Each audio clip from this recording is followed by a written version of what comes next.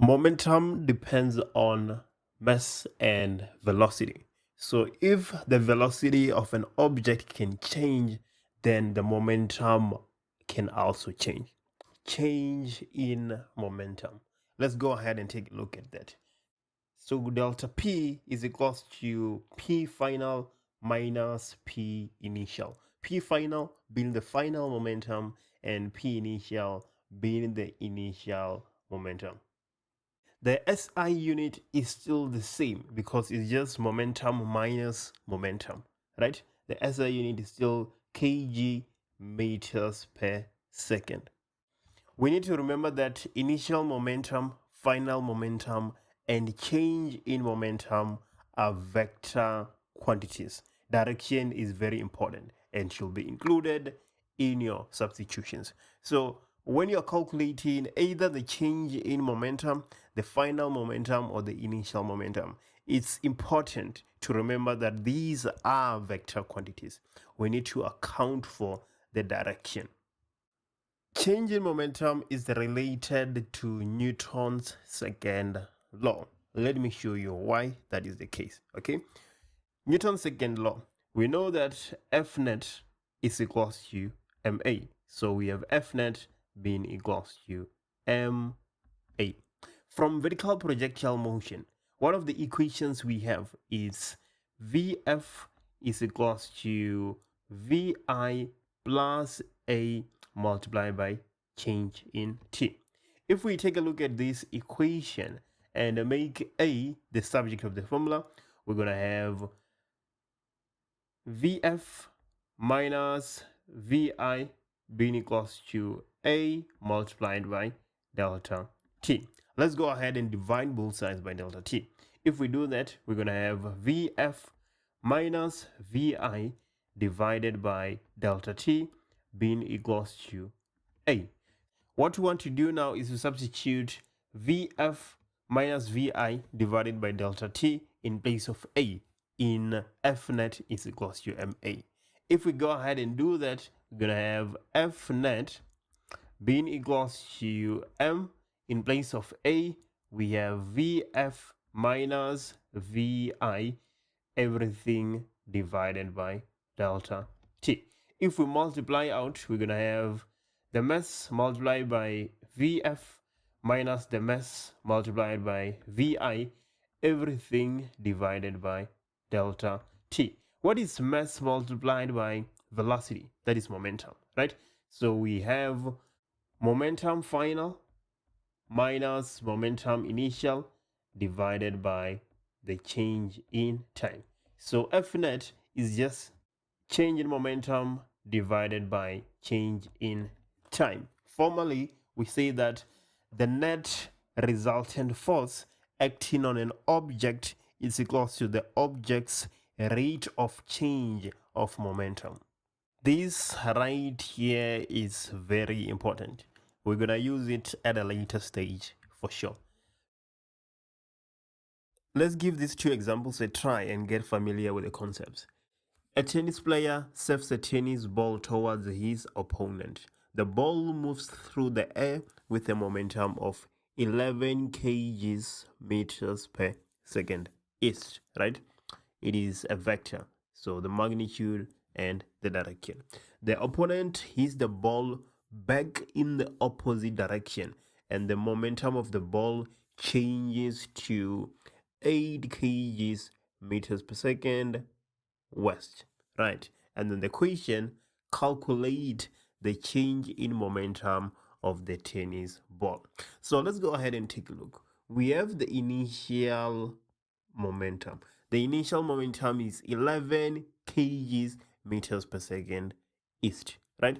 So in questions like this, we need to decide on a direction we take in as positive and a direction we take in as negative. Same way we do in vertical projectile motion. Well, let's take direction to the east as positive. If we take direction to the east as positive, then the initial momentum is 11 kg meters per second. And then the final momentum will be 8 kg meters per second to the west. So when we substitute that, we're supposed to put a minus sign because it is to the west and we're taking direction to the east as positive. So momentum final is 8 kg meters per second to the west. What are we interested in? We're interested in the change in momentum. We know fully well that this is equals to momentum final minus momentum initial. So the final momentum is 8 kg meters per second to the west. So that will be minus 8. This is because we're taking direction to the east as positive. So we have minus 8 minus the initial momentum, which is positive 11 kg meters per second to the east. So what is minus 8 minus 11? That is minus 19, right? So this is just 19 kg meters per second to the west, right? So this is our final answer.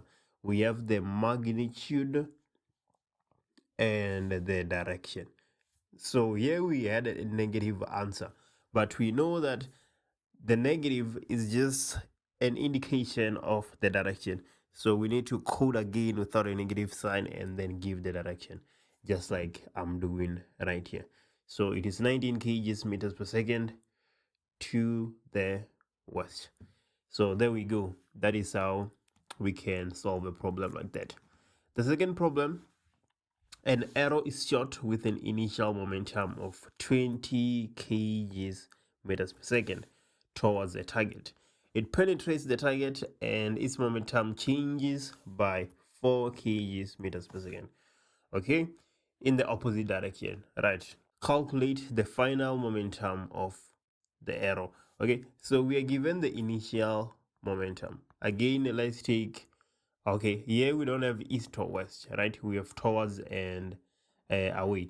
So let's take towards as positive and away or in the opposite direction as negative. So an arrow is shot with an initial momentum of 20 kg meters per second. So the initial momentum is 20.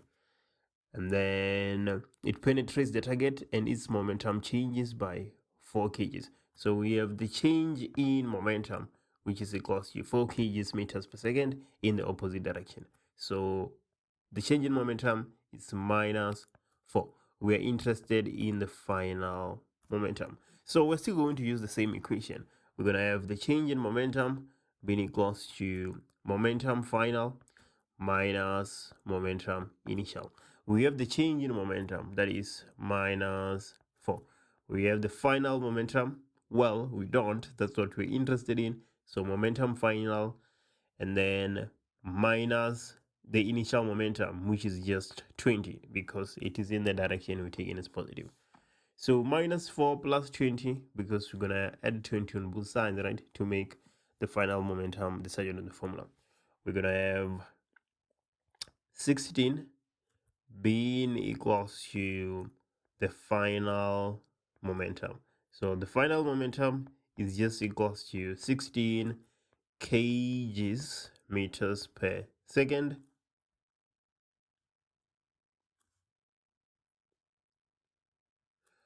towards the target. It's positive, so it must be towards the target.